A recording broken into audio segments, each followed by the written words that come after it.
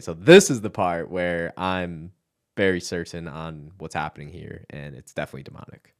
The building that we bought was the Ritz Theater on 6th Street. But before that, I was under contract to another building. And this other building was owned by a cult. The cult was awful, horrible. There's a documentary on it. It's called Holy Hell. And this guy who was a gay porn star and a hypnotist. He was a yoga instructor. But what this guy was doing, one of the things that he would do to his disciples is he would do a thing called the knowing. And they had to be chosen for it. They had to earn it. And when he would get them and bestow the knowing upon them, he would touch their head and they would have this incredible experience where they said they contacted God. Now, all these people denounced him eventually. They left the cult. They all said he was a con man and this and that.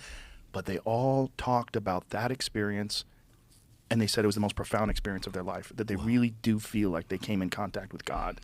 And it's like, what can a person, if a person truly believes, and this other person truly believes that they can do this to them, and they have this moment, and something does happen. Like, what is that all inside of us? Do people have ways of pulling that out of you that we've lost track of, that we don't?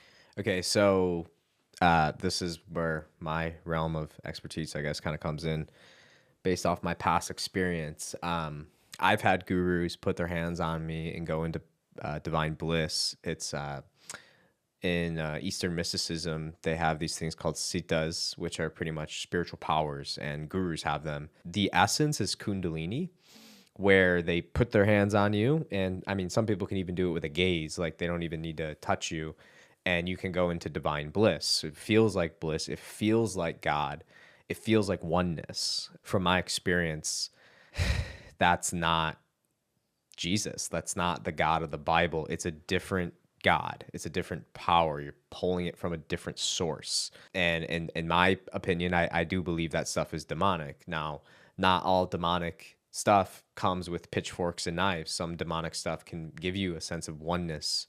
Demons can make you feel love. This is, any saint will tell you this. When I hear stuff like this, and I know about that cult, there's a whole documentary on it. It's very similar actually to something I was a part of, which is eerily similar, which just creeps me out. But that stuff is totally demonic. Just because somebody can give you a spiritual experience and you feel like it's God does not mean it's God. Just because something feels good doesn't mean it is good, especially when you start playing with spiritual technology, man. This stuff is no joke. And this next comment Joe makes really stuck out to me. No, and even an evil person who's running a cult and manipulating people and exploiting people still has this thing that he was able to do to them, that even after they've admitted that this guy exploited. And that right there, I'm going to rewind that, because that is so important for New Agers to understand. This is the difference. And I'm going to make a whole video on this one sentence Joe just said, because it's so deep and so nuanced, but so true. Okay. Why is it that evil people can have these, what seem like profound spiritual powers? And I'm going to tell you why in a second. I'm going to rewind it slightly. Truly believes, and this other person truly believes that they can do this to them, and they have this moment, and something does happen. Like, what is that all inside of us?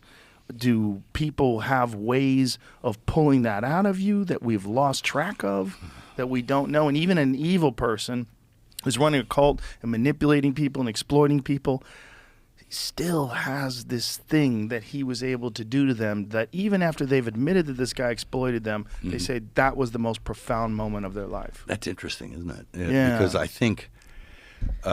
Okay, so in simple, this is the essence of the occult. The occult is spiritual technology. It doesn't matter how good of a person you are. It doesn't matter if you've repented. All it kind of matters is if you work yourself up, because there is a formula, if you will, to follow to a certain level of consciousness. It's always going to come back to Kundalini, because you need the Kundalini to pretty much access the spiritual realm. And then that's where you pretty much get demonic power. That's what it is. It's serpent power. There's a lot of different ways to say it. But that's what it is. And these powers, and when you get kind of influenced by that spirit, it has this intensity about it that it wants to share with everybody. Like all these gurus do the same crap. They want you to experience the Kundalini serpent power. And that's because the serpent from that spirit it's a royal spirit, so it's very prideful in its nature. And this all goes back to Eastern mysticism, and it gets really deep and it's really profound. But you can also gain, I believe, spiritual power through repentance. You can gain spiritual power through God's grace, but that's not something you earn. That's the difference between the New Age spiritual powers and God's spiritual power, is that God gives you spiritual power based off his grace. If he thinks this is a gift you can help people with, I believe in the gifts of the Spirit. I know they're real for sure.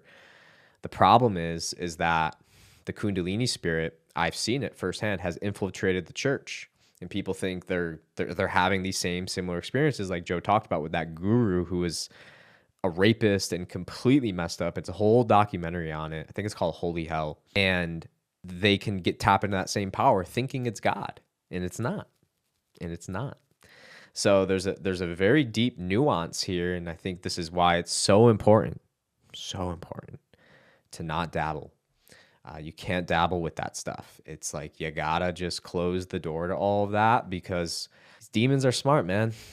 They will make you think you are superior and that you've been anointed by God and you're special. I mean, they milk your pride. They want you to feel like you got something to give this world, and that's why all these gurus, in my firsthand experience and all the documentaries you can watch, fall into what Orthodox Christians call pre-lust, which is like spiritual superiority, that you're special.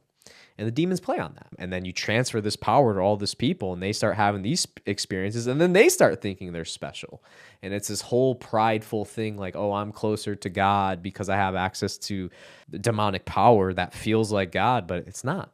It's not. When I heard that from Joe, I just like, I wish somebody could explain this to him, because he's like so close. Like he has the question, like, how can somebody so evil have spiritual power? And that was my same question inside of these cults. I'm like, how can you be so evil, like such a wicked person, and yet like have all these crazy powers? It's like, oh, because they're not from God, bruh. Like, it's that simple.